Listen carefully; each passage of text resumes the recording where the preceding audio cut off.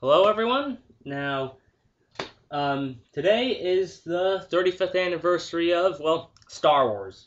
So I felt it'd be appropriate to play Rogue Squadron on the N64.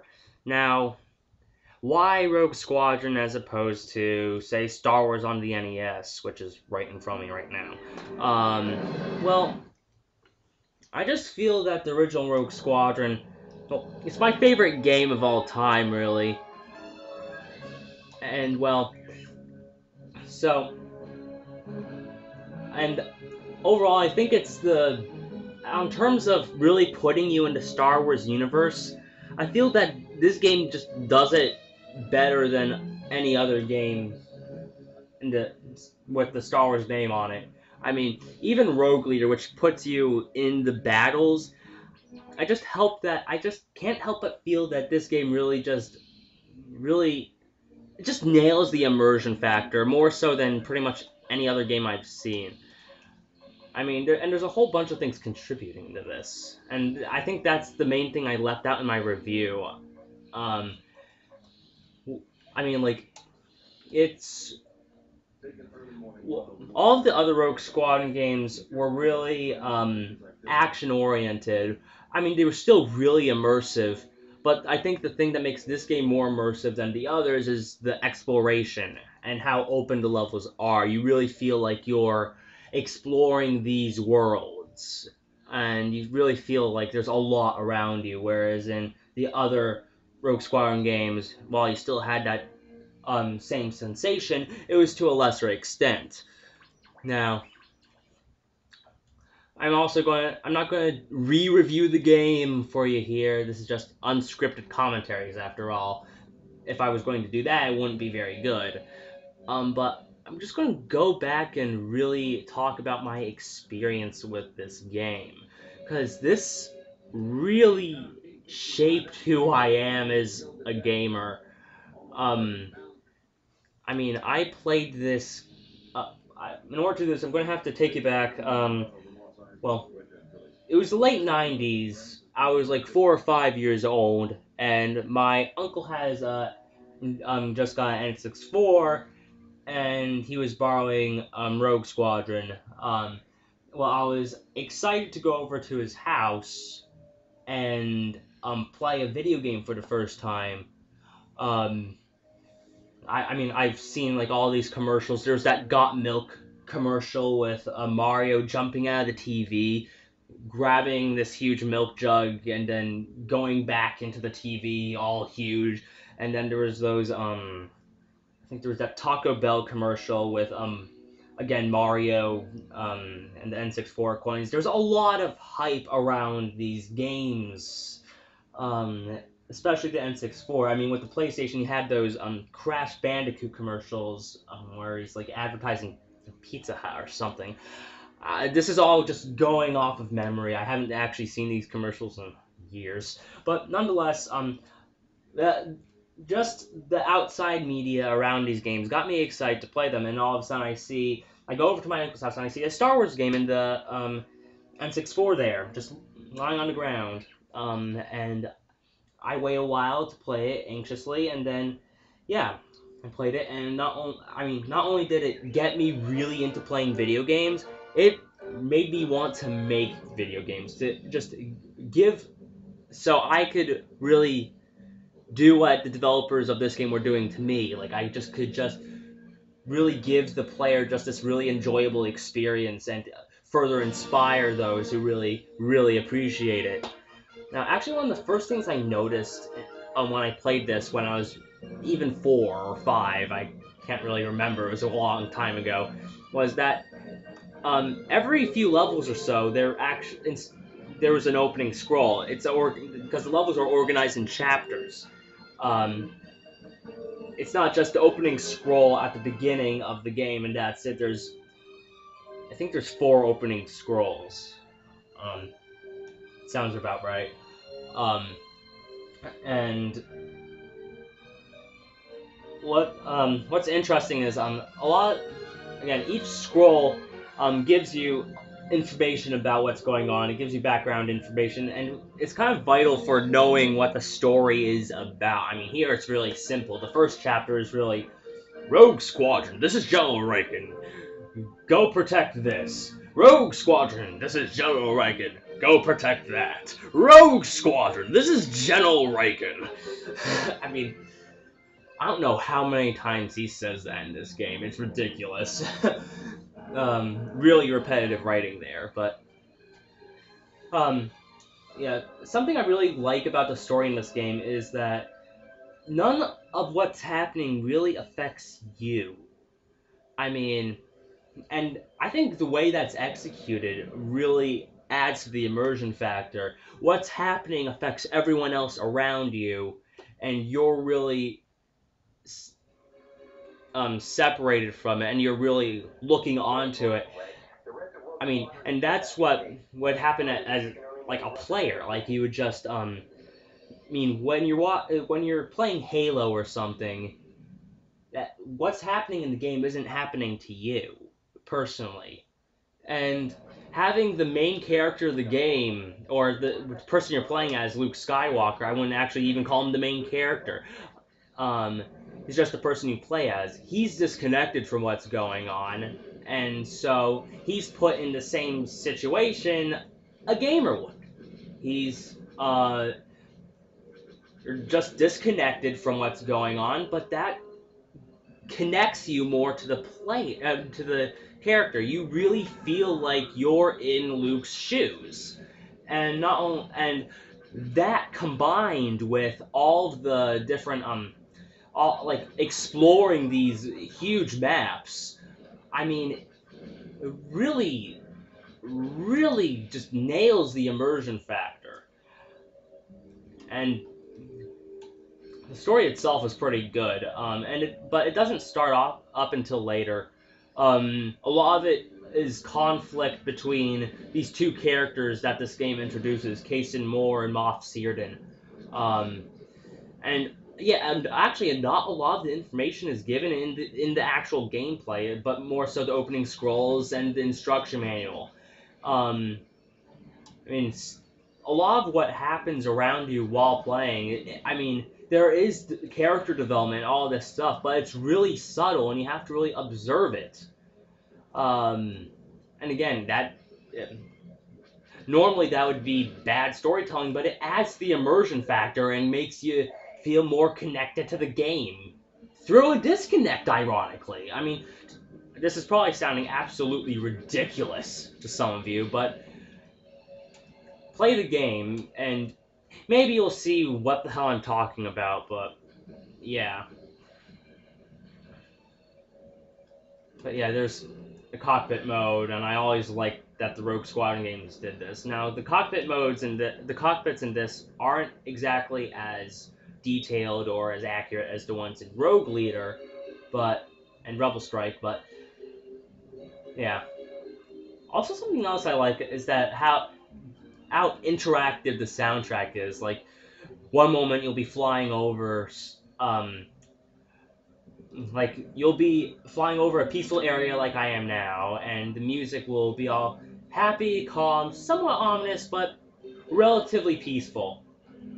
But then you go over to, say, an area where there is a lot of action going on, then, well, music changes.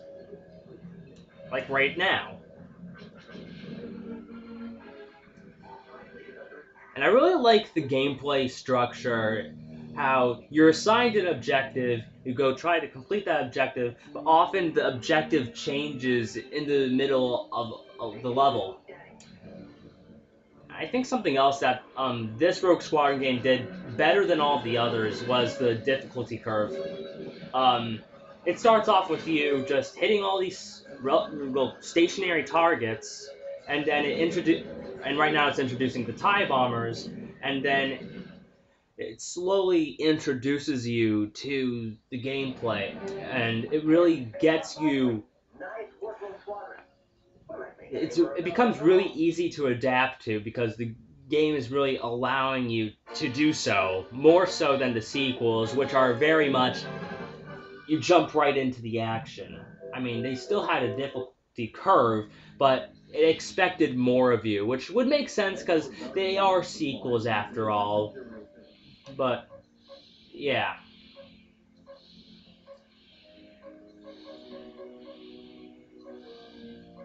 Actually, I'm going to play my favorite stage in this game, and this is probably my favorite level in a video game. It's really, really fun. I mean, it's just Moff Searden sending all these TIE fighters and ATST walkers. Like, it's just a huge, huge assault on the city, and it's easy, but it's action packed. It's really just fun. Rogue Squadron, this is General Riken. Chandrilla is under attack. Imperial forces are attempting to bombard and surround the city with wall builders. You must protect the hover train. The supply it is carrying must reach Chandrilla, or we will lose the city.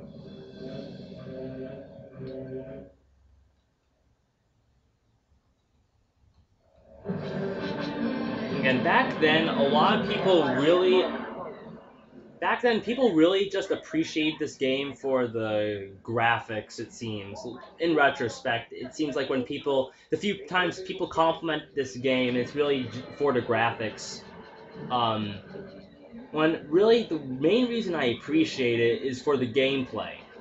And I mean, like, again, this is really my favorite game, and I've given a lot of other games the chance. In fact, every time I play a new game, I decide to go in with neutral expectations and give the game a chance to be good, the game the chance to be bad. And actually, the funny thing is, I haven't played this game a whole lot in recent years, mainly because I've been trying to play other things. But still, going back to this game, it's still just a blast. And I think that's partially because, well, I think nostalgia does play a part in it, but again, not again because I haven't brought this up, but after I played this game at my uncle's house, I didn't play it again until like 8th grade.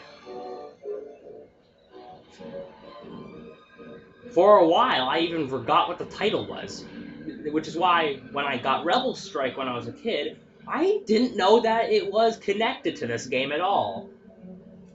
I didn't recognize that it was Rogue Squadron.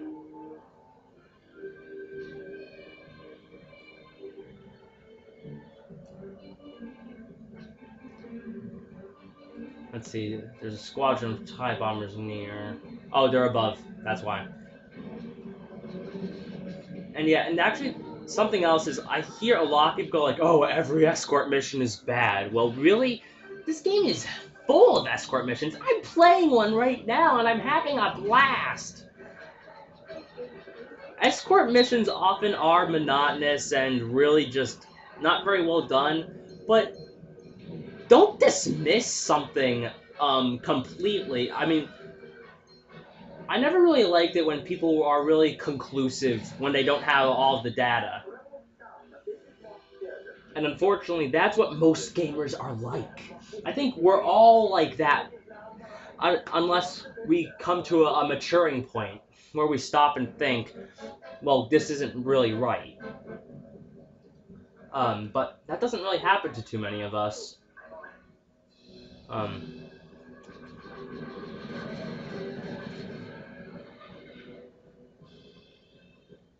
Whoops, I didn't mean to do that. I was trying to skip the death cutscene, even though I'm well aware that you can't skip these scenes.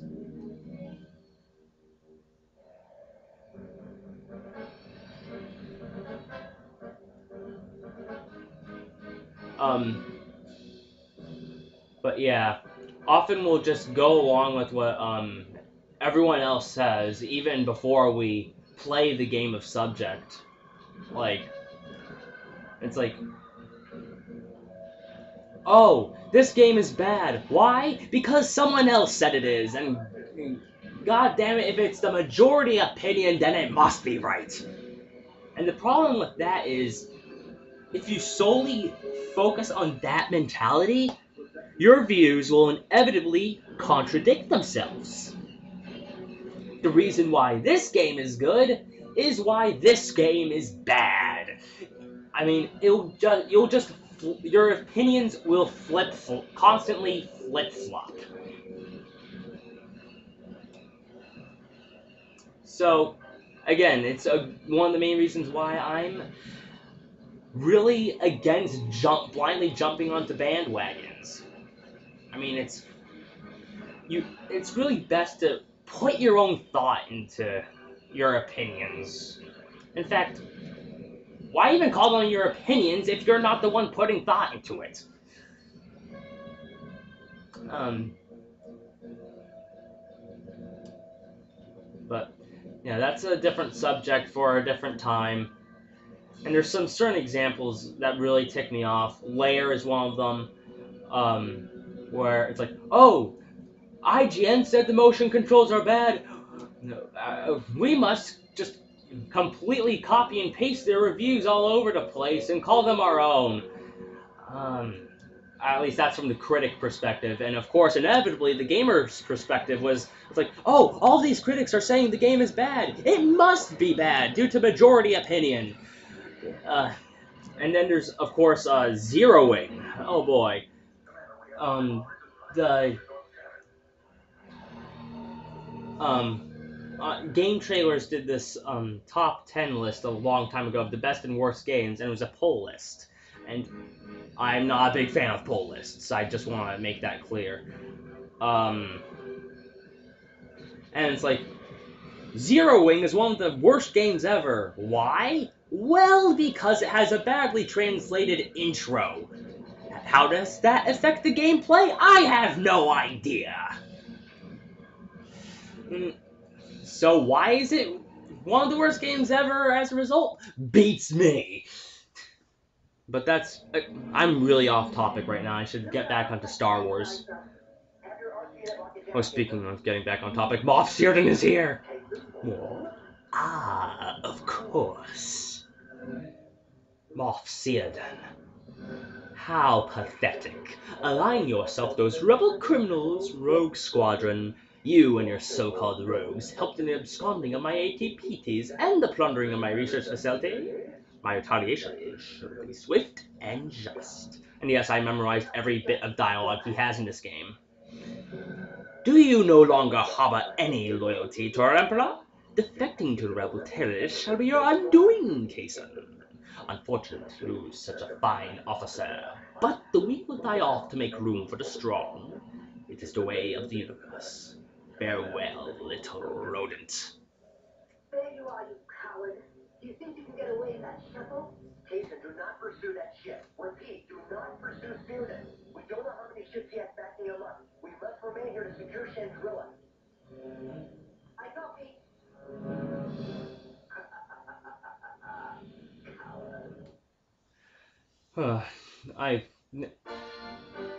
Moff Searden is just an awesome villain.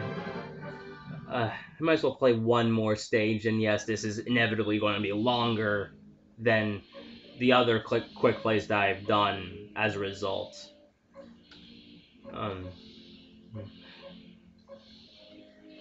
Actually, hang on a second. I believe it is time to put in a cheat code.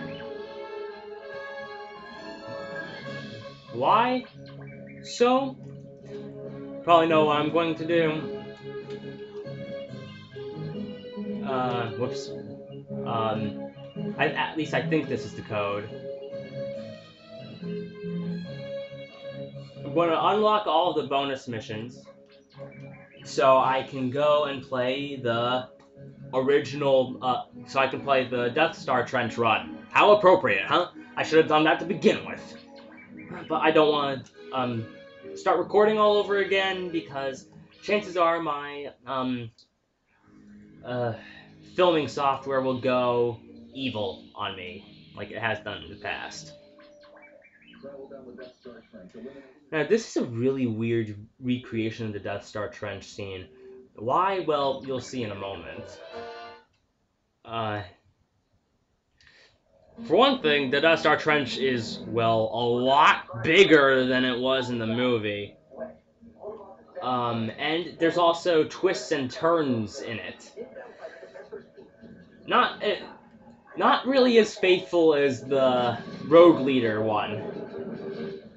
And that's something that Rogue Leader. I think that's the main reason why I like Rogue Leader as much as I do. Crap.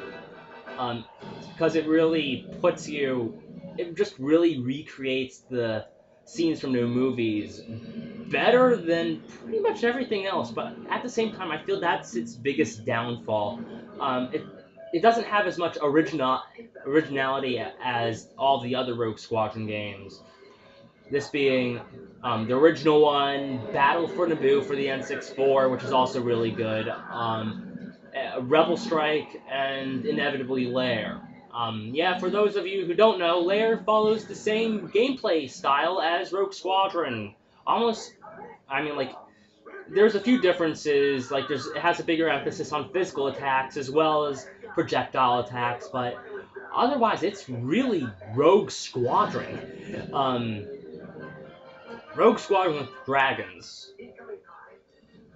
But, yeah.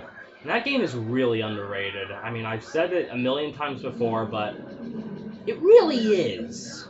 Controls are great, and now there's analog controls, so even if you don't like the freaking motion controls, there's still that. Whoa, whoa, whoa, whoa, whoa. That was close.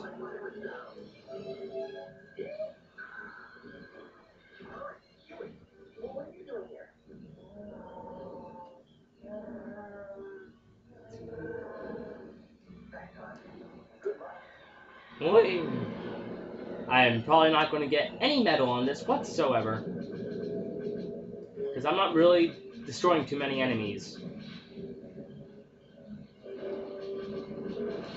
If I do get a medal, it'll probably be bronze.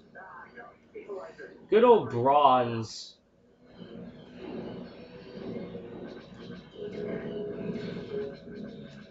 Whoa. Okay, now I need to... I don't want to get shot, and there we go. I didn't get a medal. Can't really say I didn't expect that. I'm off by 4 enemies. Well, that's Rogue Squadron. And, yeah, I like it. But yeah, if you have a Nintendo 64 and you happen to come across this game, really, it's worth picking up. And I mean, it's not expensive at all. I got my copy for $1.49.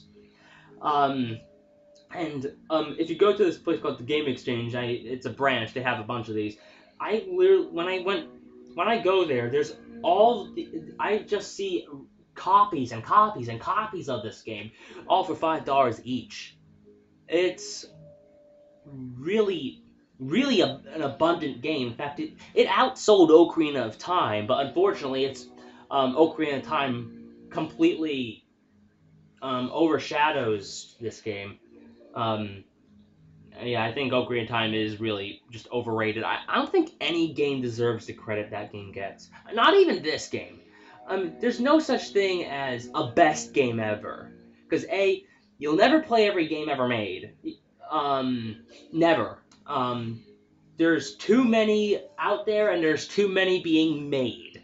And then there's also the problem that if it's really the best game ever, it would have to be everyone's favorite game. Everyone's. And that is impossible. Ocarina of Time is a good game, don't get me wrong. It is. It's a good game. But it's not my favorite, and quite frankly, I don't see why that should really... I don't really see why you guys would send me death threats as a result. I've literally gotten death threats just because Ocarina of Time isn't my favorite game. Because the fanboys are that crazy. But yeah, it could be your favorite game. This can be my favorite game. We all are entitled to our own opinions. In fact, we should have our own opinions. We shouldn't think strictly by mob mentality. But yeah. I think I'll see you later. I can't really think of much else to say. I'm sorry. Happy Star Wars Day. I think I'll end it on that.